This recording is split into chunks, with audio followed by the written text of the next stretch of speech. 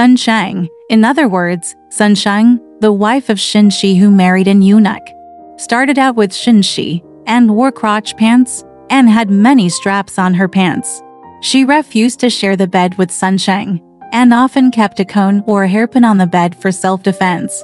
Sun was stabbed repeatedly and had to sleep in another bed. After more than a month, I still couldn't sleep with my wife.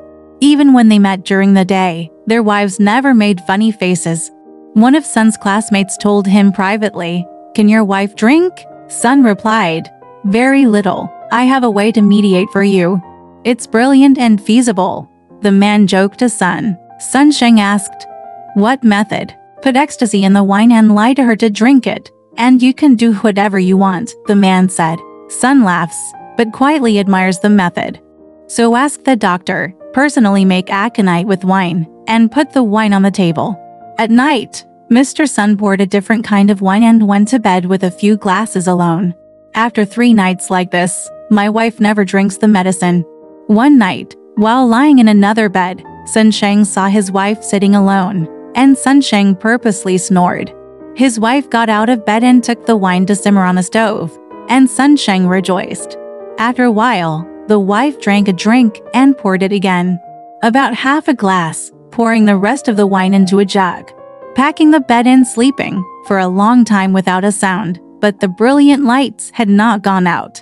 Mr. Sun suspects she is still awake and shouts, "The tin lantern is burnt." His wife won't say yes, and he still won't say a word. Sun Sheng looked over naked, and his wife was already drunk. Sun Sheng uncovered the quilt and lay down gently, cutting off the knot on her body. His wife finally sensed that he could not move, could not speak, and let him go lightly. His wife woke up feeling resentful and hanged herself. Sun Shengmeng heard the yelling of a wheeze, got up and ran to check, and saw that his wife's tongue was about 2 inches out. Terrified, Mr. Sun cut the rope, carried her to bed and woke up after an hour. Sun Sheng has been so disgusted with his wife that the couple escapes, and each one bows his head down. After 4 or 5 years, they didn't say a word. The wife is sometimes laughing at each other in the house, and when she sees her husband coming, her face changes like a frost. Sun Sheng, who had been living in Shuizai, did not return home for a year. Even if he was forced to do so, he simply spent time facing the wall and quietly settled down. Sun's parents are worried. One day, an old knee came to Sun Sheng's home and met his wife, to great acclaim. My grandmother didn't talk.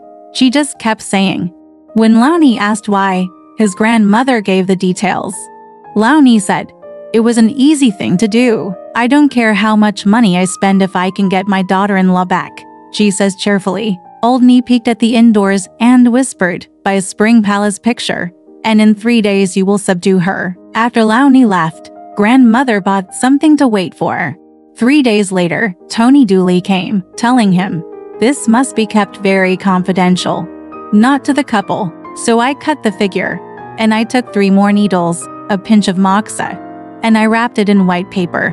The paper bag was covered in earthworm-shaped drawings that allowed Sun's parents to swindle the woman out, steal her pillow, rip out the thread and put the stuff in. And then I'm gonna sew it up and put it back where it belongs. And then I'm gonna leave. At night, grandmother Qiang sent her son home to sleep and sent an old woman to listen in. When he was going through the second period, he heard Sun's wife calling for Sun Sheng's minor name, and Sun Sheng refused to answer.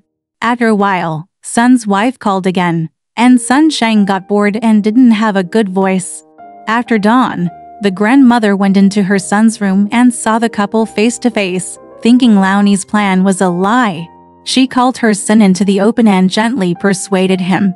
But once Mr. Sun heard his wife's name, he was furious and gnashing his teeth. Grandmother scolded her son, and Sun Sheng left without returning.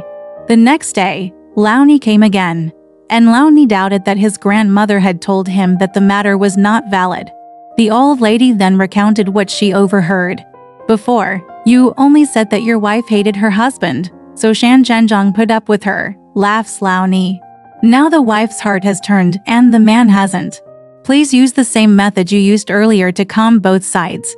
It's going to work." The grandmother obeyed, took her son's pillow and put it away as she had done last time, then called him home to sleep.